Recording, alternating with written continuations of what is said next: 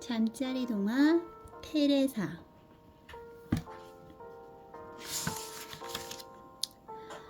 어머니는 날마다 어디를 가시는 걸까? 아그네스는 몹시 궁금했어요. 어머니는 날마다 커다란 바구니에 빵을 가득 담아서 나가셨거든요. 어느 날 어머니가 아그네스에게 말했어요. 아그네스, 나와 함께 가지 않을래? 정말요?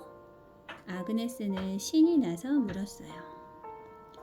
어머니가 가시는 곳이 어딘지는 몰랐지만 아그네스는 오래전부터 어머니를 따라가고 싶었답니다.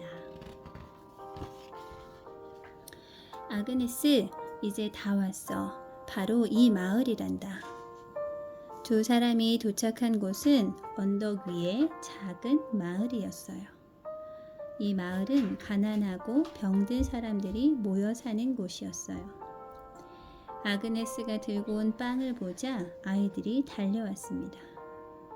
어머니는 아이들을 따뜻하게 안아주셨어요. 그리고 빵을 골고루 나누어 주었답니다. 아그네스는 그제야 어머니의 마음을 알 수 있었어요. 아그네스는 어머니가 시키는 대로 열심히 일을 했어요. 집집마다 들러서 아이들을 씻기고 빨래를 하고 청소를 했답니다. 아그네스의 이마에 굵은 땀방울이 송글송글 맺혔어요. 그러나 아그네스의 마음은 솜 이불을 깔아놓은 듯 포근했어요. 아그네스는 어머니와 함께 날마다 어려운 이웃을 찾아다녔어요. 병들고 가난한 사람들과 항상 함께할 수 있다면 아그네스의 가슴 속에는 이웃을 위한 사랑이 싹트고 있었어요. 마침내 아그네스는 수녀가 되어야겠다고 생각했답니다. 어머니, 수녀가 되어 항상 어려운 이웃들 곁에 있고 싶어요. 어머니는 아그네스의 말을 듣고 한참 동안 멍하니 서 있었어요. 아그네스. 어머니는 아그네스를 와라 껴안고 뜨거운 눈물을 흘렸습니다. 아그네스가 수녀가 된다면 다시는 볼 수 없을지도 모르기 때문이지요. 아그네스, 몸 조심하고 항상 하나님의 사랑을 잊지 말아라. 아그네스는 어머니의 슬픈 얼굴을 뒤로 하고 기차에 올랐어요.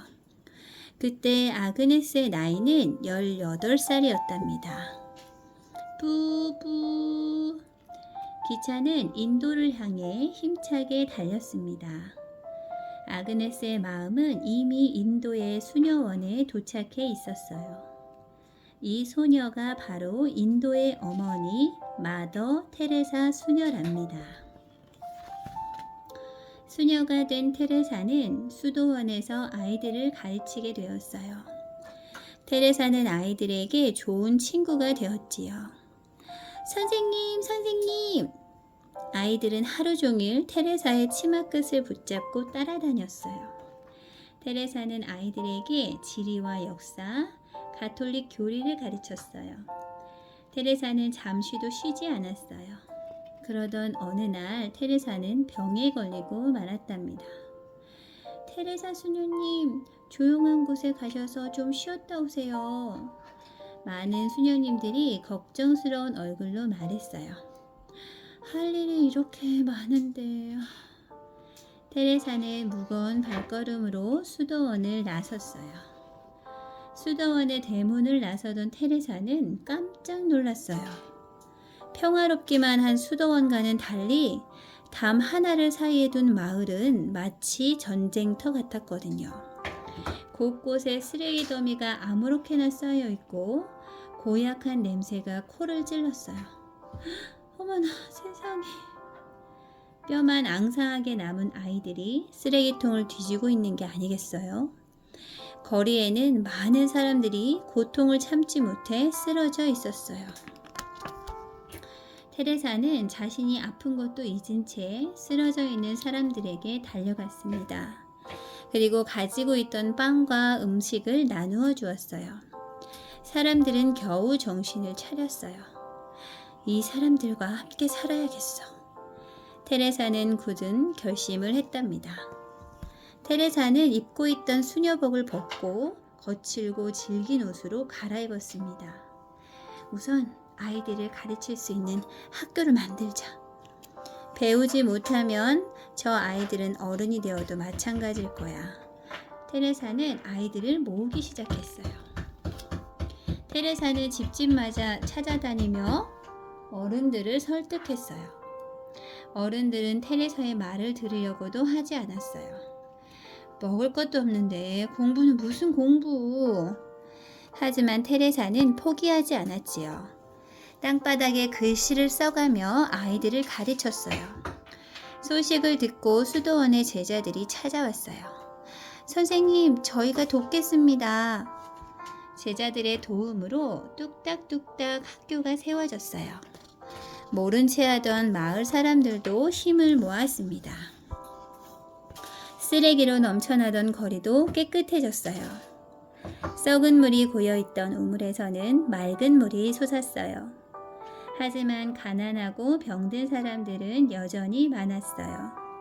피를 토하며 쓰러지는 결핵 환자, 살이 썩어가는 나병 환자들이 거리에 가득했어요.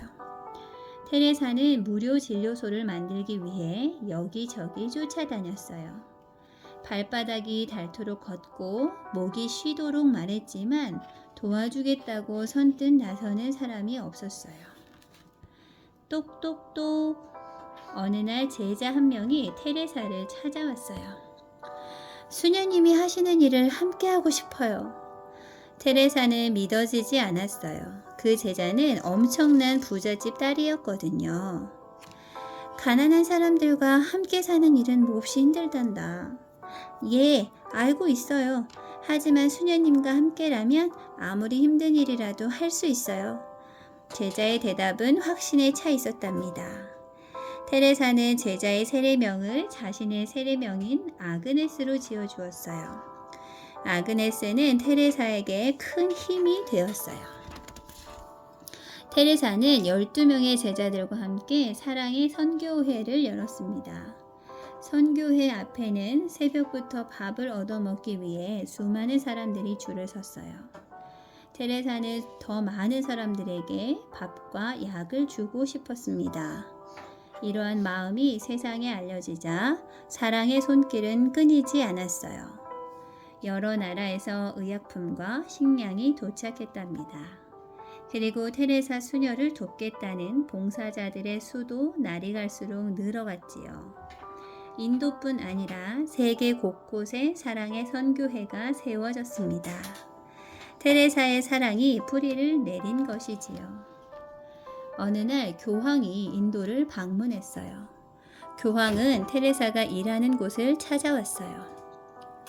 당신은 세상 모든 사람들의 어머니 같군요. 마더 테레사. 이때부터 사람들은 테레사를 마더 테레사라고 부르게 되었답니다. 교황은 자신이 타고 온 승용차를 테레사에게 선물했어요. 테레사는 승용차를 팔아 나병 환자들의 재활촌을 지었어요.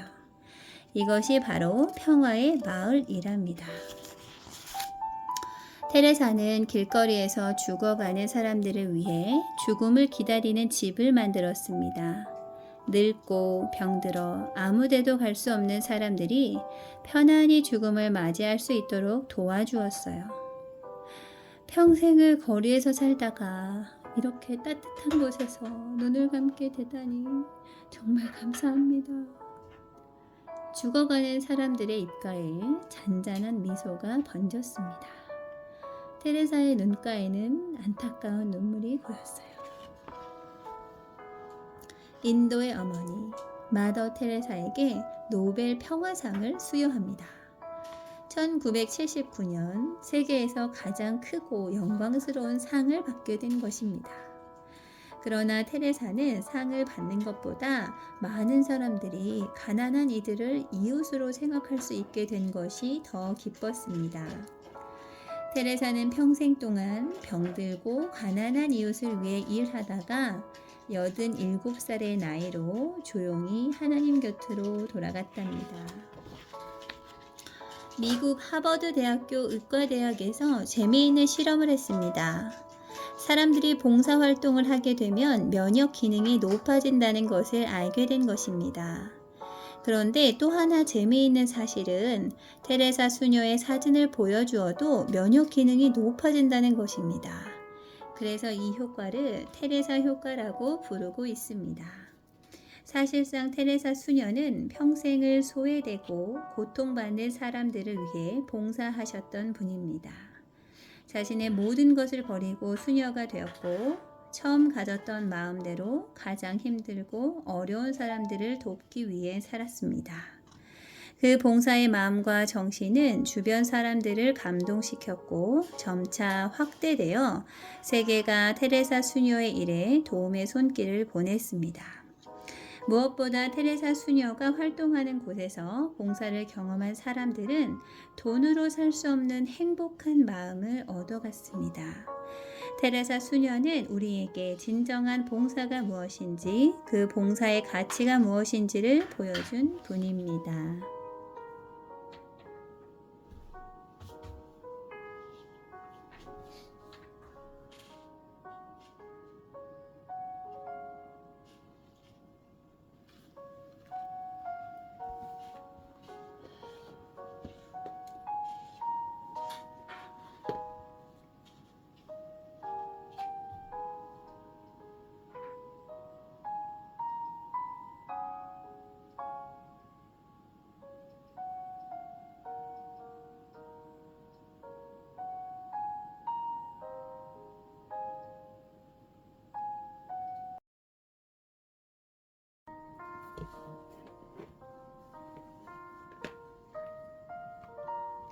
잠자리 동화 간디.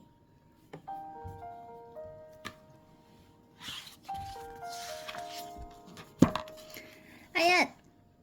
뚱보 아저씨가 소리를 지르며 의자에서 벌떡 일어났어요. 이런 멍청이 같은 놈, 수염도 제대로 못 깎아? 뚱보 아저씨는 턱에 묻은 피를 닦으며 화를 냈어요. 아이고 나으리, 용서해 주십시오. 이발사는 코가 땅에 닿도록 빌었답니다. 그러나 뚱보 아저씨는 이발사의 배를 거세게 걷어차 버렸어요. 아이고. 이발사는 배를 잡고 뒹굴었어요. 뚱보 아저씨는 이발료도 주지 않고 휑하니 가버렸답니다.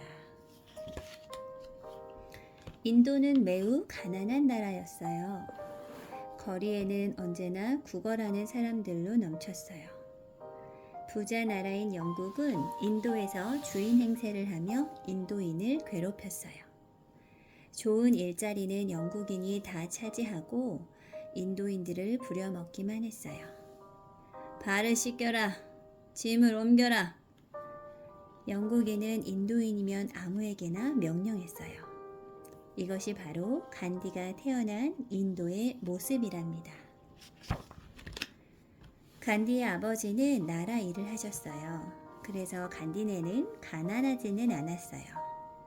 어머니는 힌두교를 열심히 믿는 분이셨답니다. 힌두교는 인도 사람들이 가장 많이 믿는 종교예요. 어머니는 어린 간디와 함께 힌두교 사원을 찾아가 기도했어요.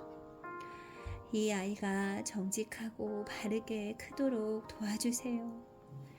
어머니의 기도처럼 간디는 착한 아이로 자랐어요. 어느 날 간디는 거리에서 무서운 장면을 보았어요.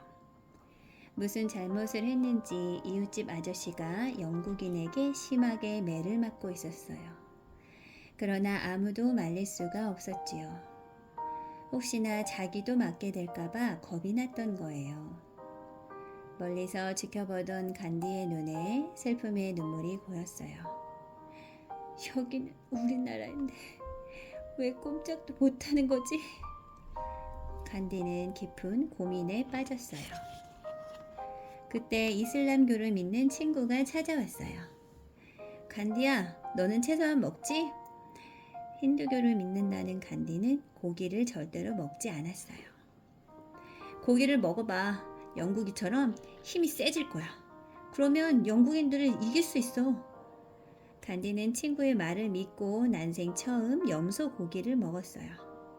으아, 살려줘요. 염소 귀신이 나타났어요.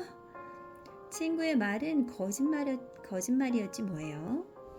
커다란 뿔이 달린 염소가 꿈속에 나타나 간디를 괴롭혔어요. 간디는 약속을 어긴 자신이 너무나 부끄러웠습니다.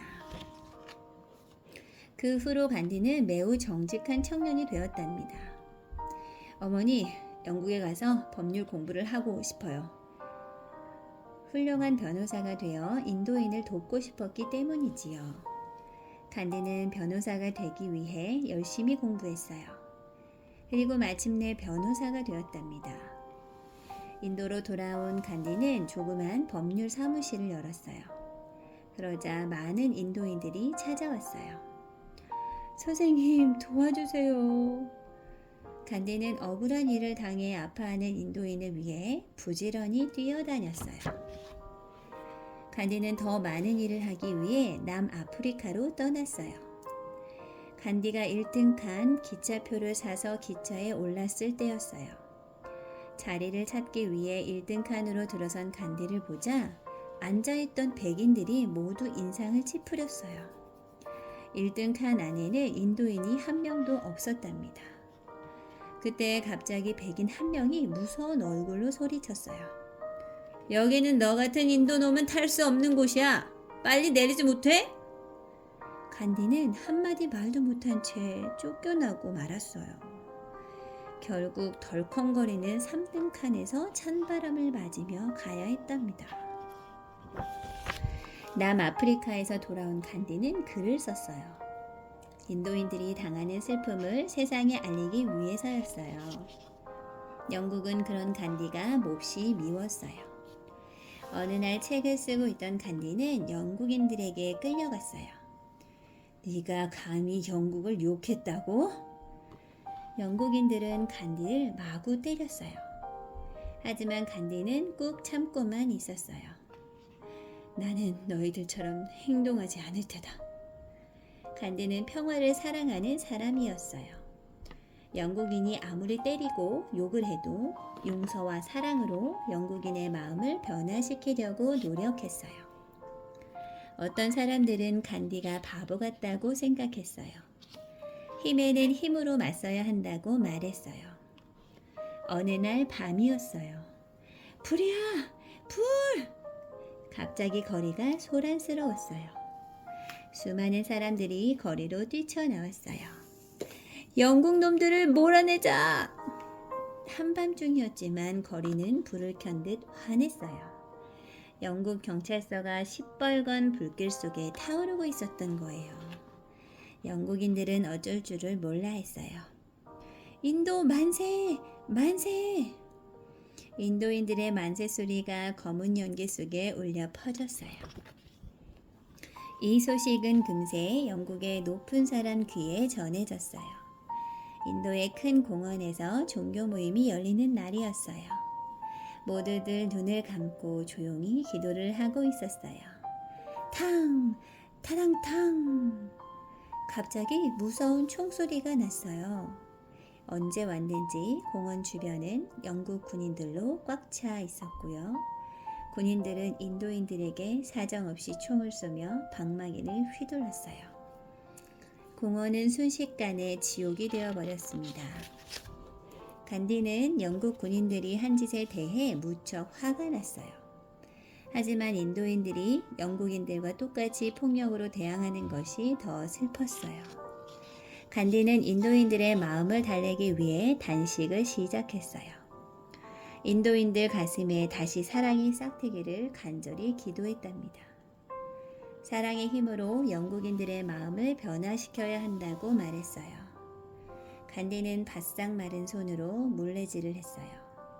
영국이 만든 옷을 입지 않고 직접 옷을 만들어 입으며 인도인들의 힘을 보여주려 한 것이지요.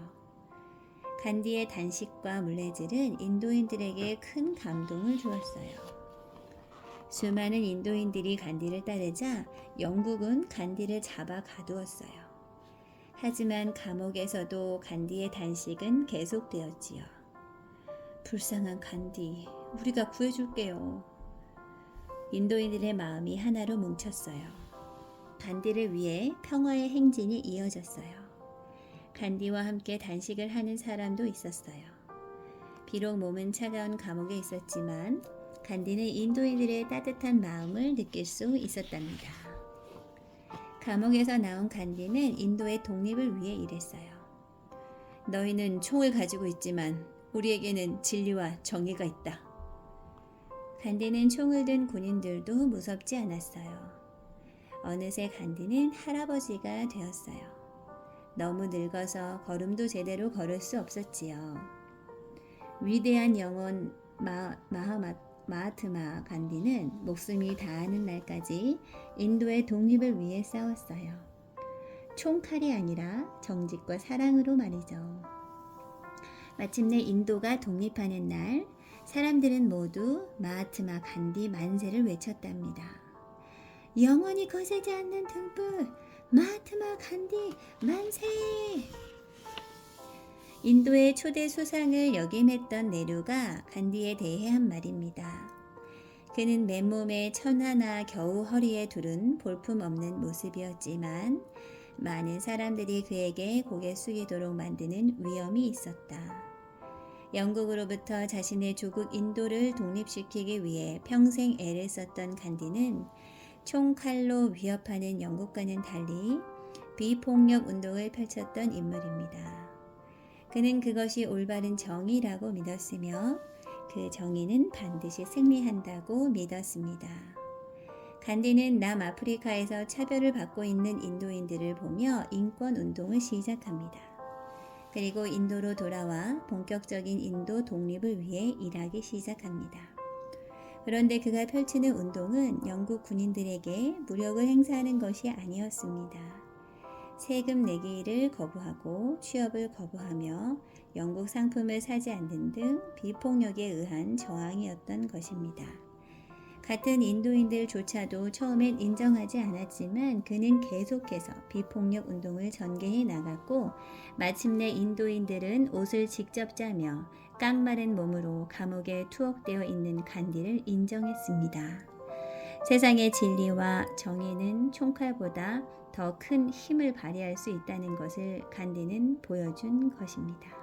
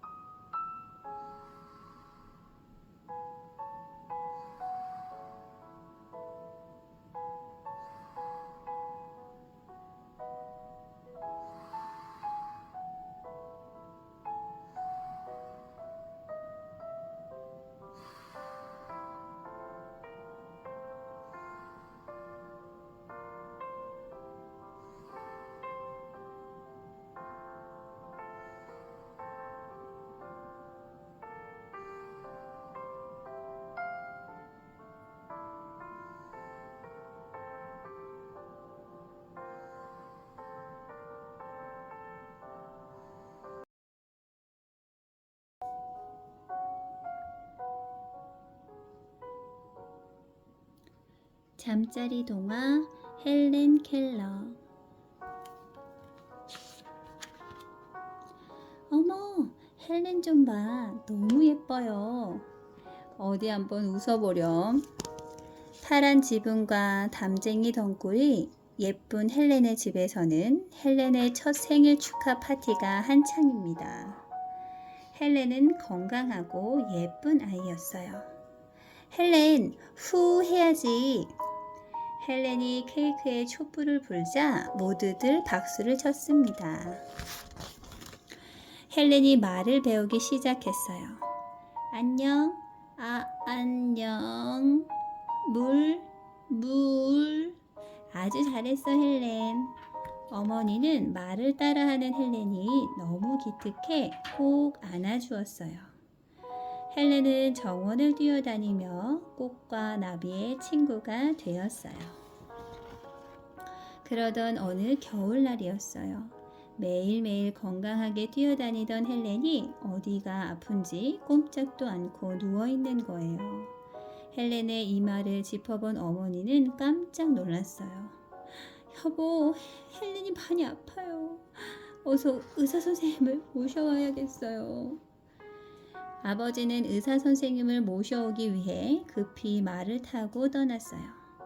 헬렌은 온몸이 땀으로 흠뻑 젖고 이마는 불덩이 같았어요. 헬렌을 진찰한 의사 선생님의 얼굴이 몹시 어두웠습니다. 우리 헬렌은 어떤가요? 어디가 아픈 거죠? 안절부절 못하는 부모님께 의사 선생님은 겨우 입을 열었어요. 급성 뇌염입니다. 어쩌면 목숨을 잃을지도. 안 돼. 제발 우리 헬렌을 살려주세요. 어머니는 의사 선생님을 붙잡고 울부짖었습니다. 그러나 의사 선생님은 고개만 저을 뿐이었어요. 어머니는 정성껏 헬렌을 간호했어요. 며칠 후 헬렌의 입이 열이 씻은 듯이 내렸답니다. 너무나 기뻐서 헬렌을 꼭 안은 어머니는 뭔가 이상한 것을 느꼈어요. 헬렌! 아무리 불러도 헬렌은 대답이 없는 거예요. 헬렌은 보지도 듣지도 말도 하지 못하게 되었답니다. 불쌍한 헬렌. 헬렌의 부모님은 헬렌을 안고 슬프게 울었습니다. 헬렌은 6살이 되었어요. 캄캄한 밤 나라에 갇혀버린 헬렌은 고집스러운 아이로 자랐습니다. 부모님은 헬렌이 버릇없이 행동하고 제멋대로 굴어도 그냥 놔둘 수밖에 없었어요. 어느 날 헬렌은 가위를 들고 친구에게 다가갔어요. 왜 그래? 머리카락을 자르면 안 된단 말이야. 겁이 난 친구는 도망치려 했어요. 그러나 고집스러운 헬렌의 손에 잡혀 그만 머리카락이 싹둑 잘려버렸어요. 친구의 비명소리를 듣고 달려온 어머니는 깜짝 놀랐습니다. 어머나, 헬렌, 어쩌려고 친구의 머리카락을 잘랐니? 아무 말도 들을 수 없는 헬렌은 어머니가 온 줄도 몰랐어요. 헬렌을 이대로 두어서는 안 되겠구나. 어머니는 이렇게 생각했답니다. 아버지는 헬렌을 가르치고 도와줄 선생님을 찾아 나섰어요. 마침내 아버지는 헬렌과 같은 아이들을 가르치는 설리번 선생님을 만나게 되었어요. 설리번 선생님은 헬렌의 이야기를 듣고 기꺼이 헬렌의 가정교사가 되기로 했답니다. 설리번 선생님은 헬렌이 마음에 들었어요. 헬렌은 겉으로 보기에 정상적인 아이와 조금도 다르지 않았습니다. 설리번 선생님은 밝고 건강한 헬렌을 보면서 열심히 가르치겠다고 다짐했어요. 헬렌은 설리번 선생님에게도 여전히 제멋대로 행동했어요. 인형을 집어던지고 손으로 밥을 먹으며 장난을 치는 거예요. 그러나 설리번 선생님은 항상 따뜻한 마음으로 헬렌을 가르쳤어요. 선생님은 헬렌이 집어던진 인형을 다시 주면서 손바닥에 인형이라고 썼습니다. 몇 번을 되풀이했을 때였어요. 인형을 받아든 헬렌이 선생님의 손바닥에 인형이라고 쓰는 게 아니겠어요? 설리번 선생님은 너무나 기뻤어요. 헬렌은 이제 고집쟁이도 아니고 제멋대로 행동하지도 않았어요. 물컵, 나무, 꽃, 모자. 헬렌은 손에 만져지는 모든 것을 알기 위해 쉬지 않고 묻고 또 물었어요. 그때마다 설리번 선생님은 손가락이 아플 정도로 헬렌의 손바닥에 글씨를 썼어요. 설리번 선생님은 헬렌에게 더 많은 것을 가르쳐주고 싶었어요. 그래서 헬렌은 친구들이 있는 학교에 가게 되었답니다. 헬렌은 친구들과 손가락으로 이야기를 하며 즐겁게 지냈어요. 선생님의 도움 없이 혼자서 생활할 수 있게 된 헬렌은 더욱 열심히 공부했어요. 어느 날 헬렌은 남슨 아주머니를 만났습니다. 헬렌은 남슨 아주머니의 손바닥에 안녕하세요, 헬렌입니다 라고 썼어요. 헬렌은 자신의 손바닥을 내밀고 대답을 기다렸어요. 그러나 남슨 아주머니는 헬렌의 손바닥을 자신의 입으로 가져갔어요.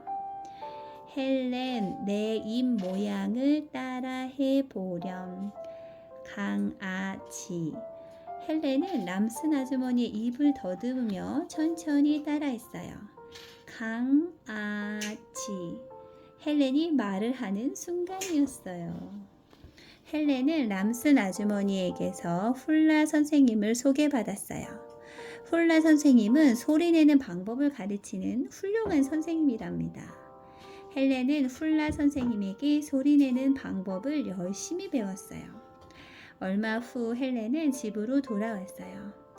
어머니, 헬렌이에요. 그동안 안녕하셨어요? 헬렌의 목소리를 들은 부모님은 너무 놀라 아무 말도 할 수가 없었어요.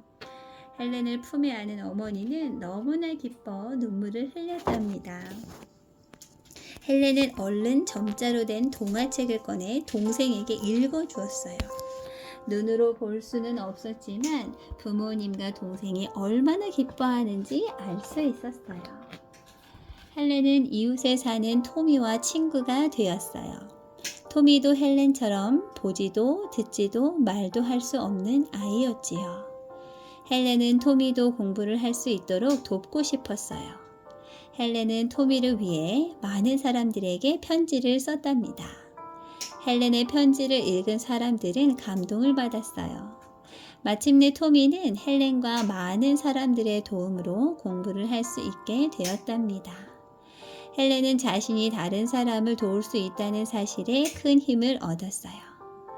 헬렌은 더욱 열심히 공부를 해서 자신보다 어려운 사람들을 위해 일하고 싶었습니다.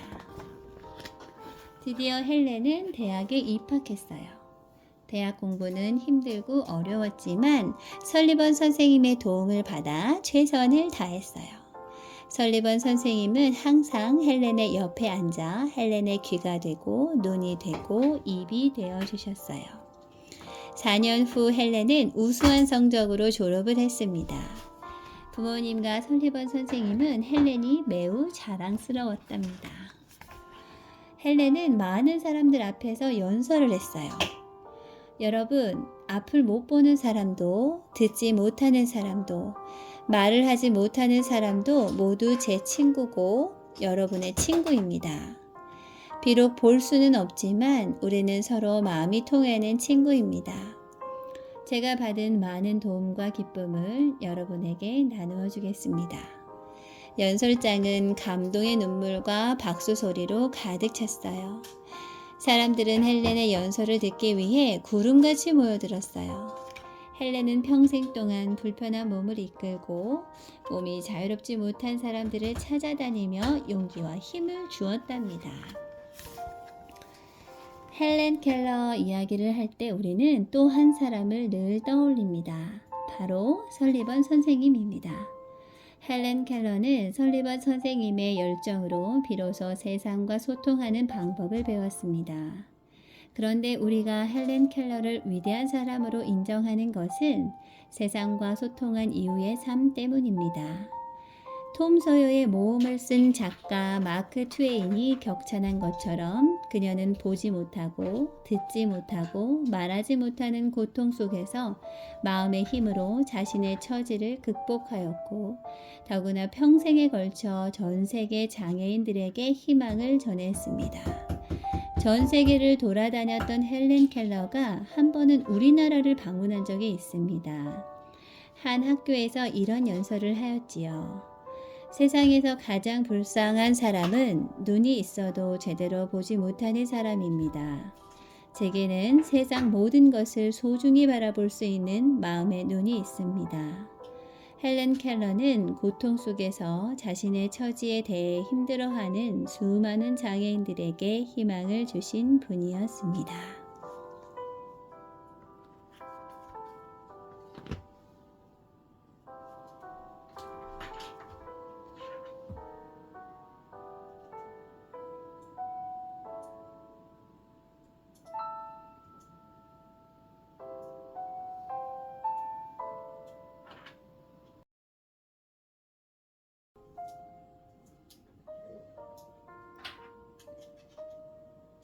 잠자리 동화 아르키메데스.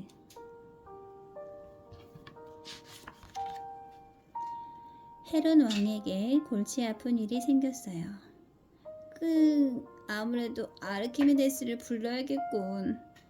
아르키메데스는 헤론 왕의 어려운 문제들을 쉽게 풀어주었거든요. 폐하, 부르셨습니까? 아르키메데스를 보자 헤론 왕의 표정이 금세 밝아졌어요. 신전에 바칠 금관에 은이 섞여 있다는 소문이 있어. 그대가 이 문제를 해결해 주시오. 하지만 금관을 녹이거나 망가뜨려서는 안 돼요. 아르키메데스에게도 어려운 문제였어요. 겉으로 보기엔 화려하고 아름다운 금관이 틀림없는데 두드려보고 깨물어보고 무게도 달아보았지만 도무지 수수께끼를 풀 수가 없었어요. 밥 먹는 것도 잠자는 것도 있고 금관 생각만 하던 아르키메데스는 지끈지끈 머리가 아팠답니다. 그래, 따뜻한 물에 목욕을 하고 나면 좋은 생각이 떠오를지도 몰라. 아르키메데스는 물이 가득 찬 욕조 속에 몸을 푹 담갔어요. 그러자 욕조의 물이 출출출 흘러 넘치는 게 아니겠어요? 아니, 이건? 아르키메데스는 다시 물을 가득 채운 뒤 욕조 속으로 들어가 보았어요. 이번에도 역시 출출출 물이 흘러 넘쳤어요. 하하하, 바로 이거야. 유레카, 유레카! 아르키메데스는 옷도 입지 않고 소리를 지르며 밖으로 뛰어나갔어요. 아르키메데스는 금관과 똑같은 무게의 금덩이와 은덩이를 준비했어요. 벌거벗은 채 말이에요. 그리고는 물이 가득 든 항아리에 금과 은을 넣고 흘러 넘친 물의 양을 재었어요. 옳지. 은을 넣은 쪽에 물이 더 많이 넘치는구나. 무게는 같아도 은의 부피가 더 큰 거야. 실험은 대성공이었어요. 다음날 아르키메데스는 왕을 찾아갔어요.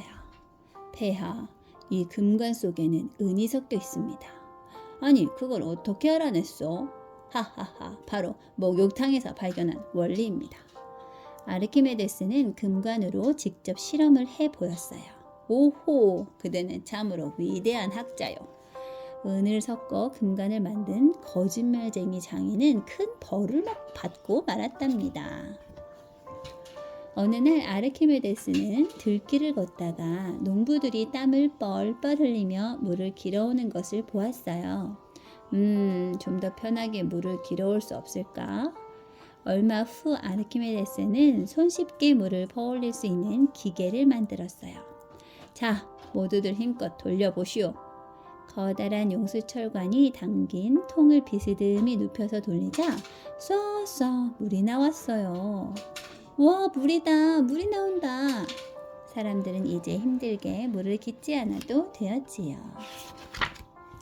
아르키메데스가 지뢰의 원리를 연구할 때였어요. 요즘 아르키메데스가 이상한 소리를 떠벌리고 다닌다지? 이상한 소리라니?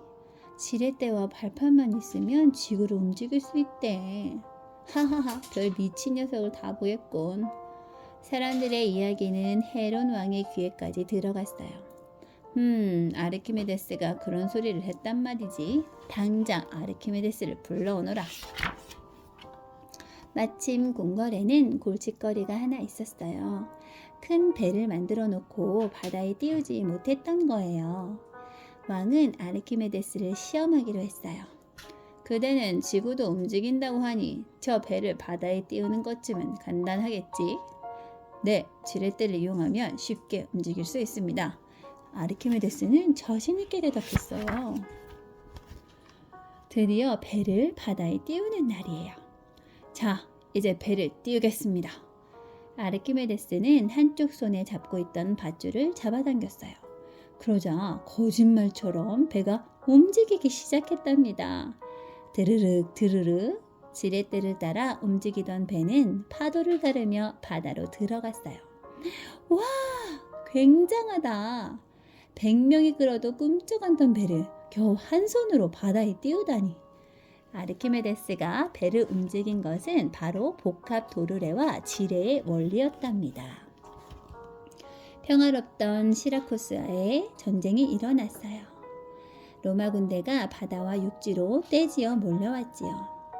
아르키메데스, 당신의 지혜가 필요하오. 왕은 아르키메데스에게 무기를 만들어 달라고 했어요. 아르키메데스는 지뢰의 원리를 이용해서 투석기라는 무기를 만들었어요. 우와, 배가 가라앉는다. 투석기는 커다란 돌을 멀리까지 던져서 로마 군대의 배를 부숴버렸답니다. 로마 군대는 불이 나게 도망을 쳤어요. 하지만 뒤에서는 아르키메데스가 새로 만든 무기가 기다리고 있었어요. 아, 눈부셔. 저게 뭐지? 이런, 배에서 연기가 나잖아. 바로 오목 거울을 이용한 무기였어요. 오목 거울로 빛을 모아 비추면 불이 붙는 거예요. 시라쿠사는 아르키메데스 덕분에 로마 군대를 크게 무찔렀답니다. 아르키메데스는 계속해서 새로운 무기를 만들어 시라쿠사를 지켰어요. 그러나 전쟁은 끊이지 않았고 시라쿠사는 식량이 떨어져 더 이상 버틸 수가 없었답니다. 시라쿠사 성이 무너질 무렵 아르키메데스는 바닷가에서 도형을 연구하고 있었어요.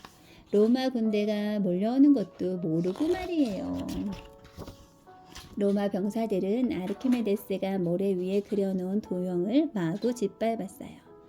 내 도형들을 망가뜨리면 안 돼. 이건 아주 중요한 연구란 말이야. 뭐야? 미친 늙은이로군.